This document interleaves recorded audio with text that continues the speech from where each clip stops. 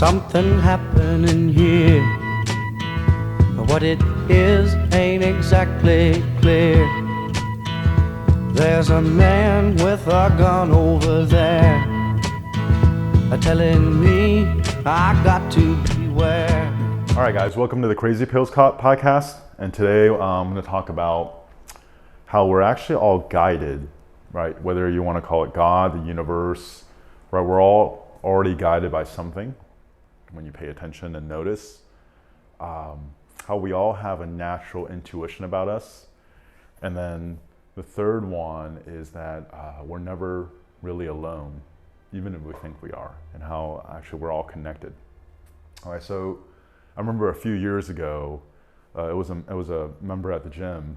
I forgot what it was that we were talking about, but I mentioned the benefits of meditation. I remember her response was that, but I'm Christian. And I remember it kind of surprised me, because it's like, wow, she doesn't actually know what meditation is, because she thinks it's some kind of religious thing that conflicts with Christianity, right? And so I started explaining to her what it is. And if you're not familiar with meditation, right, the basic premise of meditation in 10 seconds is that you're training your awareness, right? There's a you that's observing everything. So right now, if you notice your thoughts, right, there's a you that's observing your thoughts. If you're focusing on your breathing, there's a you that's noticing the breathing, right? And the meditation, whether it comes in the form of focusing on your breathing, doing it with sound, doing it in silence, or any of the other variations, it's all just the practice of noticing the awareness that's observing everything. Okay, so I was explaining this to her, and I remember she told me, well, I do Bible study every week, does it count? And I had to pause a little bit, and it was like, well, it could, but it's not the act of doing Bible study, it's that as you're doing it, where is your attention and focus? Because if it's on the thinking, right, rather than observing the thinking, then no, right? But if you're thinking and there's a awareness of the thinker, then yes, right? So you don't have to actually do meditation to practice becoming more attuned to this awareness, right? That's just like a name that kind of captures certain methodologies of practicing this awareness. And then think of it as almost like when we say someone is, hey, they're spiritual, right? It's that as you just get more and more familiar and related to this awareness, the spiritual connection automatically starts, right? And it's no longer a belief system or rules. It's just a knowing that we are not our mind, we're not just our emotions, because we can observe and experience them. There's actually a you that's experiencing all of this. And as soon as you're connected to that, there's a sense of peace and stillness, and also a connection, a spiritual connection. And then from there, you choose whatever religion that you want to participate in. And then every religion actually flows and makes a lot more sense. Okay, so the whole idea of spirituality or meditation actually doesn't conflict with any religion. If anything, it enhances your experience of whatever religion that you're a part of, right? But when it comes to us being guided,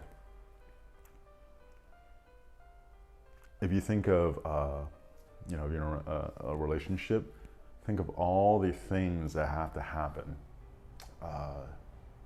for you to finally meet that person that you're in a relationship with. Or it could be maybe some kind of job that you got that you love, hopefully. It could be your journey into whatever fitness routine you have. It could be, right, it could be whatever. If you start opening up and just noticing how all the threads, separate threads had to happen and then coincide in that moment for whatever happened to happen, you start understanding how vast and expansive the universe is, and how there's just like a flow of life, and it's way beyond us. Like, we can't control it, right? And we could just surrender and notice it. And that's simultaneously, it could be a very daunting thing, because for a lot of us, our identity is built on control and accomplishing, and then being able to control our environment. And then also, but as you notice this, you'll actually realize that we have so little control. Okay, so, sorry, I got distracted. So let me just backtrack a little bit, right?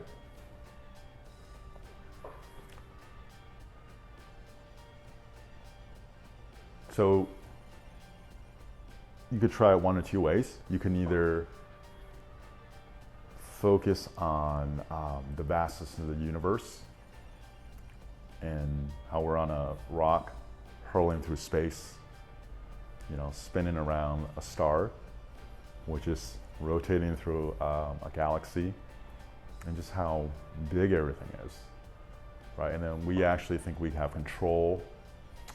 We put a lot of significance on the stuff that we put significance on, right? It's actually kind of silly, right? And like, in a way, when we think about it, that's very scary, just how insignificant we are, how big everything is, right? And how there's actually a natural order and flow to everything. When you can experience that with humility, right? So humility is, you can look up the definition. The way I'll define it is that just getting that we're actually never going to be enough for whatever it is that we think we need to be enough for, right? Whenever you accomplish something, there's going to be the next thing and next thing and next thing. And the universe, God, whatever, however you want to call this universal intelligence that's everywhere, that's already more than enough to organize everything. So surrendering and, well, not even surrendering, experiencing the vastness and then experiencing the humility at the same time makes it very, very peaceful and joyous, right? That we can just surrender and follow whatever comes up rather than having to control everything. There's a book that I think captures this the best out of any book I've read. It's a book by Michael Singer. So Michael Singer is best known for his book Untethered Soul. His next book is actually called The Surrender Experiment, and it's a story about how he was just some hippie that just wanted to meditate on his land in Gainesville, right? And there's awareness early on to just surrender to whatever comes up in life rather than trying to control everything, even if he might not like it at the time, right? If it's something that he feels like is a sign from the universe to guide him, he'll just surrender and follow it. And he went from being a hippie in Gainesville with no money. His goal wasn't to make money, but like to end up starting a software company that grew into a much bigger software company that was one of the leaders in medical software, and that eventually merged with another company to form WebMD. So he was actually ended up being on the board of directors for WebMD. It was at the time like a multi-billion-dollar merger, and it was just, and he never intended for any of that to happen. That wasn't his ambition. He literally just kept surrendering, and then just new things kept opening up.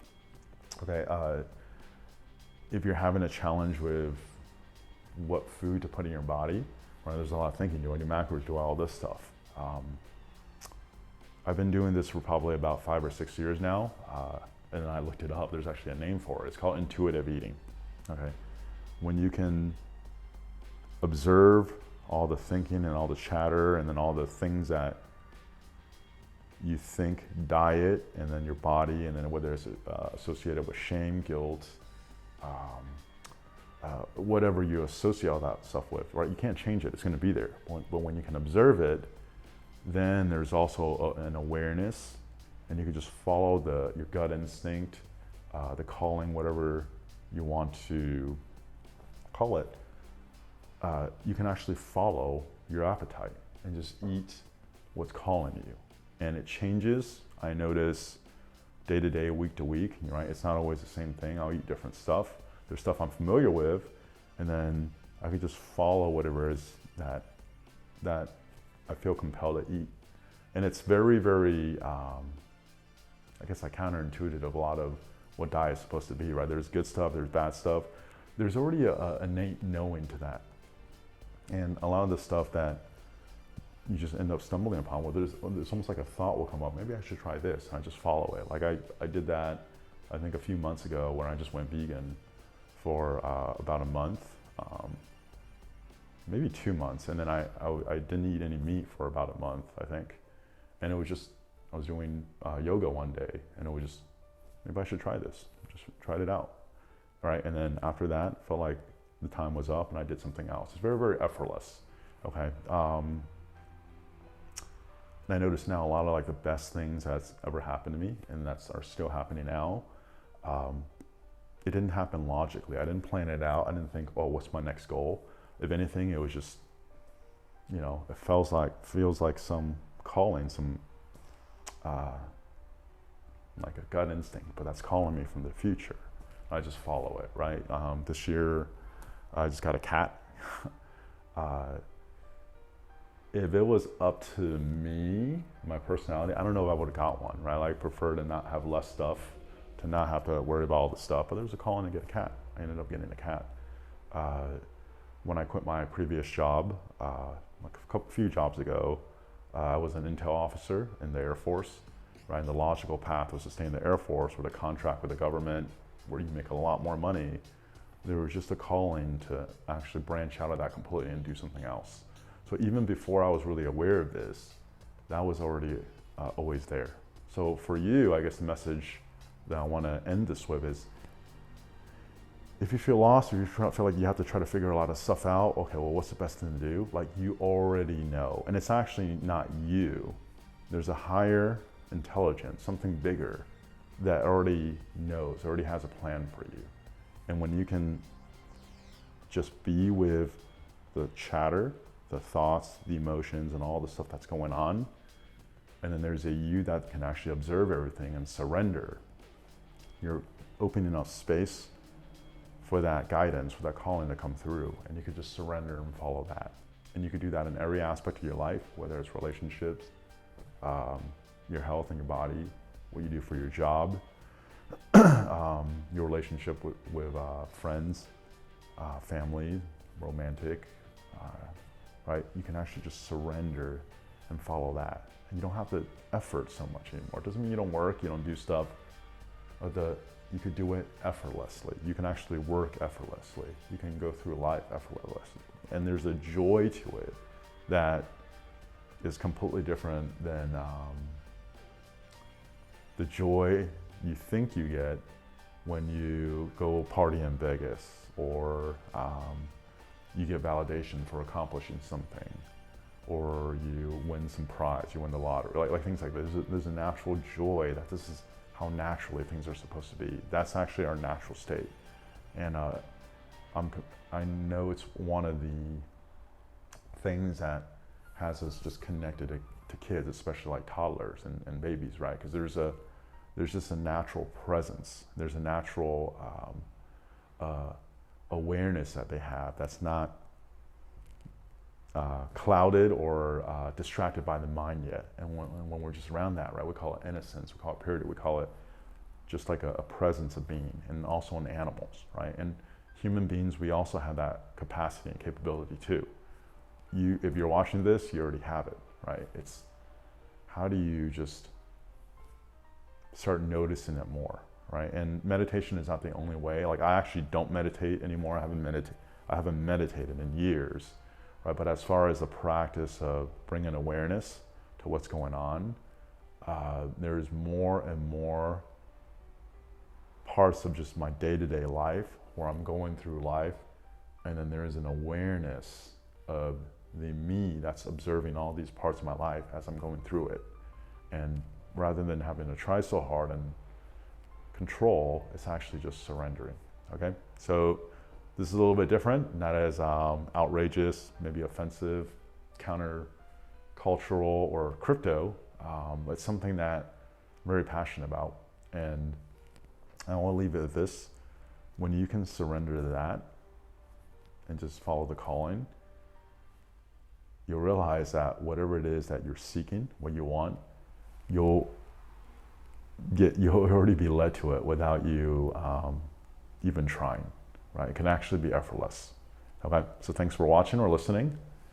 Hope it made a big difference. I'll talk to you guys next time.